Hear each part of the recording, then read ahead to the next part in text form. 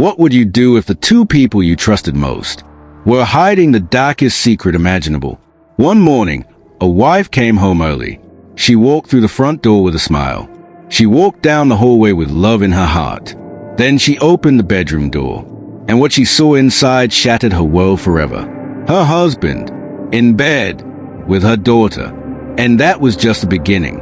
If you enjoy deep dives into shocking true crime stories, don't forget to like this video, subscribe to our channel, and hit the notification bell so you never miss an update. Your support helps us bring you more gripping cases just like this one. Bloom Ridge, Texas. A town so small you could blink and miss it. The kind of place where neighbors wave, gossip spreads fast, and everyone believes nothing that bad could ever happen there. But for Sandra Lewis, it became a place she would never escape. Not in her dreams, not in her nightmares. It started like any other Sunday.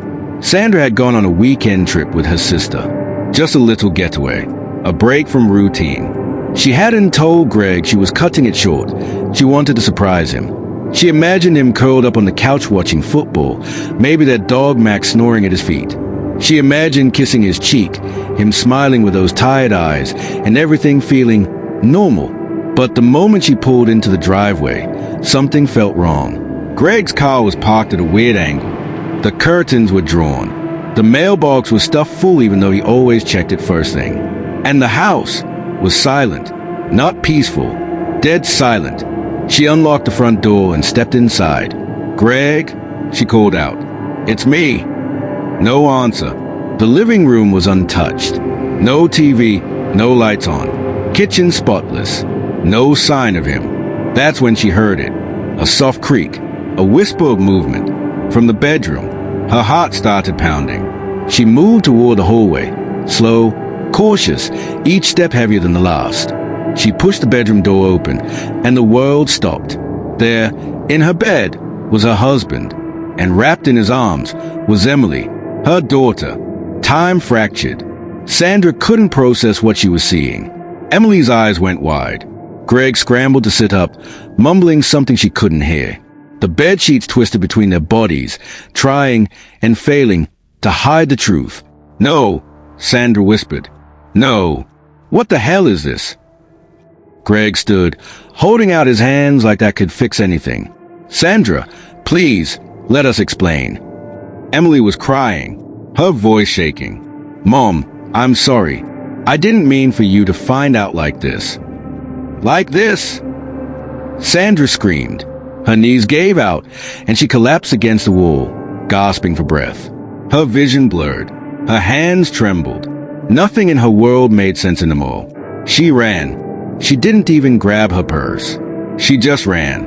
She didn't stop until she was 20 miles away, parked outside a seedy motel, vomiting into the bushes. That image, her baby girl and the man she married, burned behind her eyes. All night, she sat in that motel room, staring at the ceiling, thinking of all the times Greg had tucked Emily in as a child. All the birthdays, the family dinners, the way he always called her a kiddo. And now, this? Had he been grooming her all along? Or was there something even darker going on? The next morning, Sandra returned home. Her hands shook as she turned the knob. The house was eerily quiet again, but something felt off. The air felt heavy, charged. She made her way back to the bedroom. The bed was made. Window cracked open, and on the nightstand was a note. It was written in Emily's handwriting. Just 6 lines. "Mom, I'm sorry. Please don't hate me. You don't understand what's happening. But you will. Don't call the police yet. You're in danger too. Trust no one." Sandra stared at it. Her vision swam. Her ears rang. In danger? From what? From them? Or something else? Nothing made sense. But deep down, she knew this wasn't just betrayal. It was something worse. Much worse. And by the time she uncovered the full truth, someone else would already be dead. Sandra didn't sleep that night. She sat at the kitchen table, the note from Emily clenched tightly in her hand, reading it over and over until the words blurred together. "Don't call the police yet. You're in danger too." She kept hearing those words echoing inside her skull, like a warning bell she couldn't silence. Greg and Emily were gone. No calls, no messages, Not even a trace of them in the house. It was like they'd vanished into thin air, left her in the wreckage of a life she no longer recognized. By morning, Sandra made a decision. She wasn't going to sit around and wait to be in danger. If her husband and daughter thought they could break her, they were wrong. She started digging. First, she checked Emily's room, now more of a guest space since she'd moved to college. But Sandra found something she'd never noticed before, an old wooden jewelry box under the bed, filled with tiny keepsakes, photos, a childhood bracelet, and letters. Dozens of handwritten letters. They weren't from Greg. They weren't from friends. They were from someone named L. The earliest was dated over a year ago. Emily, you're stronger than they think. You and I, we're the only ones who really know the truth. Another read. He said he wouldn't touch you again. If he does, you know what to do. I'm ready when you are. Sandra's blood turned to ice. Who was Elle? What had Greg done to her daughter? Sandra sat back, stunned. It was starting to make sense. The secrecy, the distance Emily had shown in the past year, her sudden decision to take a semester off from college. Sandra had thought it was just stress.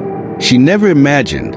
She picked up a phone and called Emily's college advisor, pretending to be checking on her tuition status. But the woman on the other end hesitated. Mrs. Lewis, Emily actually withdrew from all her classes last semester. I assumed you already knew. No, she hadn't known. Emily had been lying. For months. Whatever was going on, it was bigger than just an affair. This was calculated. A secret life, buried beneath years of pretending. Sandra drove to the local library next, where she knew public computers didn't log user activity. She wasn't going to take any chances. Not now. She searched the name L, paired with their town, with Greg's name, with Emily's school.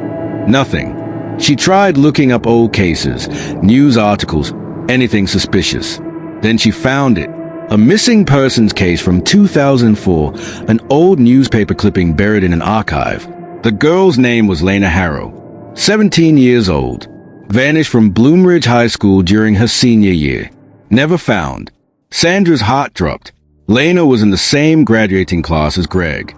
She zoomed in on a grainy group photo from the article, and there he was. Greg, standing just 2 rows behind Lena. She clicked through everything she could find. Lena had been an honor student, a cheerleader, with no known enemies. Just gone. And no one had ever connected her to Greg. No mention of them dating, or even being friends. But the look in Greg's eyes in that photo, Sandra didn't like it. She printed the article and went home. Inside Greg's study, she opened drawers she'd never dared touch before, rifled through tax papers, real estate forms, locked files. She finally found a small metal lockbox in the back of his closet. It took a screwdriver to pry it open. Inside were photographs, dozens. Some were of her and Emily, old family trips, birthdays. But others were of other girls, teenagers, smiling, laughing. Some looked like school photos. Some looked like they didn't know they were being watched. One of them was Lena. Sandra dropped the photo and stumbled back, nausea rising. Who was her husband? A monster? A predator? Suddenly, her phone buzzed. A text from an unknown number. Stop digging, Sandra. This isn't just about you. You have no idea what you're walking into. She froze. Her mouth went dry. Someone was watching her. She looked around the room, out the windows, across the street, but saw no one. Another message came in. Meet me at the old Harrow barn. Midnight. Come alone. If you want the truth, bring the photo of Lena. Sandra's hands shook as she held the phone. She knew the Harrow barn. It was where Lena's family used to live before they moved out of town after her disappearance. The place had been abandoned for years. Every instinct told her not to go. But something deeper, something louder, told her she had to. So at midnight, Sandra pulled up to the old barn, flashlight in one hand, the photo in the other. The air was cold, dead silent. The barn creaked in the wind, its roof half-caved, rusted tools and splintered wood scattered across the ground. She stepped inside. "Hello," she called. No answer. She took another step in. The wooden floor groaned beneath her feet. Suddenly, the barn door slammed shut behind her. Pitch black. Her flashlight flickered, then went out. Her breath caught in her throat. She wasn't alone. Someone was here. And then, from the darkness, a voice whispered just behind her ear. "You should have left us alone, Sandra." Sandra's heart raced as the darkness of the barn closed in around her. The voice that had whispered behind her was low and cold, like a shadow that had taken shape. "You should have left us alone, Sandra," it repeated. The voice was male, sharp, familiar, but Sandra couldn't place it. "Who are you?" she demanded, her voice trembling. "What's going on? What do you want from me?" The voice chuckled softly. "You're deeper into this than you realize. There's no turning back now." Sandra's mind raced. Who could it be? Who was this person? She hadn't told anyone about the note, the search for Lena Harrow, or the picture she had found. Whoever was behind this knew everything, knew what she was searching for, and they didn't want her to find it. Her breath quickened. Every sense was heightened. Every shadow felt like it could be a threat. "Show yourself," she demanded again, clutching the photo of Lena tighter, its edges curling with the pressure. The only sound now was a distant whistle of wind through the broken barn walls, the creak of old wood beneath her feet. Then, just like that, the flashlight flickered back on. But what it revealed made her stomach lurch. A figure stood in front of her, just beyond the circle of light. His face was half hidden in shadow, but Sandra could still make out enough to know who he was. It was Greg. He wasn't wearing his usual clothes, but his face was unmistakable. The same man who had been in her bed just days ago. The same man who had destroyed everything she thought she knew about her family. But he wasn't alone. Behind him, emerging slowly from the darkness, was Emily, Sandra's daughter. Her sweet Emily stood with her head lowered, her eyes hidden beneath a veil of tangled hair. There was no warmth in her eyes, no recognition, only coldness. Sandra's heart shattered as she took a step back. "Emily," she whispered, voice cracking. "What are you doing with him? Why? Why did you?" Emily didn't respond. She simply lifted her head, locking eyes with her mother. The same eyes she had loved and trusted for so long now looked vacant, almost empty. Greg took a step forward, his voice calm but twisted with something darker. "It's not what you think, Sandra. It's worse than you think." Sandra's pulse thundered in her ears. "What are you talking about? What have you done?" He smiled, a slow, calculated grin that didn't reach his eyes. "I'm not the monster here, Sandra. You are. You just didn't see it. All this time, you never saw what we were really capable of." Sandra stumbled back, her mind reeling. The world was spinning. She could hardly catch her breath. "What are you saying?" Greg stepped closer, his voice dropping to a low, almost soothing tone. "You were always too blinded by your perfect little life. Too wrapped up in your own world. It's always been right in front of you, Sandra. But you've never wanted to know the truth." "Stop," she cried, her voice breaking. "Stop lying. What do you want from me?" Emily finally spoke. Her voice was hollow, emotionless. "We want you to understand. Everything we've done, everything that's happened, has been part of a bigger plan. You just haven't been paying attention." Sandra shook her head. "No, this isn't real. This can't be real. You're not my daughter. This isn't you." Emily's lips curled into a grim smile. "Oh, it's me, Mom. It's the real me." The truth crashed into Sandra like a tidal wave, drowning her in shock. She couldn't breathe, couldn't think. Her own daughter had been involved in something monstrous. And Greg, her husband, had been a part of it. Greg reached into his jacket and pulled out a small, worn notebook. He handed it to Sandra, his fingers lingering on the cover for a moment too long. "It's time you understood everything, Sandra. Time to open your eyes." Sandra opened the notebook, her fingers trembling. Inside were sketches, crude and unsettling.